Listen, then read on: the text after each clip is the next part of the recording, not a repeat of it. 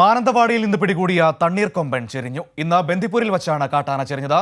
ആനയെ പിടികൂടി കർണാടകയ്ക്ക് കൈമാറിയ ശേഷമാണ് സംഭവം.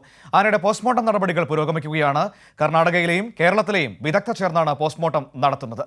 കർണാടകയിലെ രാമപുരയിൽ നിന്നും ജോഷില തയ്യാറാക്കിയ റിപ്പോർട്ട്. തണ്ണീർക്കൊമ്പനെ ഈ വഴിയാണ് കൊണ്ടുപോയിരിക്കുന്നത്.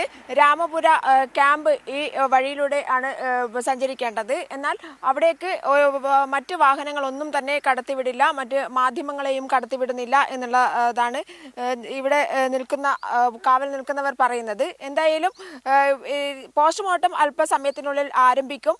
പോസ്റ്റ്മോർട്ടം റിപ്പോർട്ട് വൈകുന്നേരത്തോടു കൂടി മാത്രമേ ലഭിക്കുകയുള്ളൂ എന്നുള്ളത് കൊണ്ട് ആ റിപ്പോർട്ട് ലഭിച്ചാൽ മാത്രമേ നമുക്ക് എന്താണ് ഇതിന്റെ മരണകാരണം എന്നുള്ള കാര്യം വ്യക്തമാക്കുകയുള്ളൂ. അതിനുശേഷം മാത്രമേ മറ്റ് കാര്യങ്ങൾ, ഇതുമായി ബന്ധപ്പെട്ട മറ്റു കാര്യങ്ങൾ പറയാൻ സാധിക്കുകയുള്ളൂ. എന്തായാലും പോസ്റ്റ്മോർട്ടം അല്പസമയത്തിനുള്ളിൽ തന്നെ ആരംഭിക്കും. എല്ലാ സർജന്മാരും, അതായത് കേരളത്തിലെയും കർണാടകയിലെയും സർജന്മാർ ഇവിടെ എത്തിച്ചേർന്നിട്ടുണ്ട്. വനം വകുപ്പ് ഉദ്യോഗസ്ഥർ എത്തിച്ചേർന്നിട്ടുണ്ട് എന്നുള്ളത് തന്നെയാണ് നമുക്ക് ഇവിടെ നിന്നും ലഭിക്കുന്ന വിവരങ്ങൾ.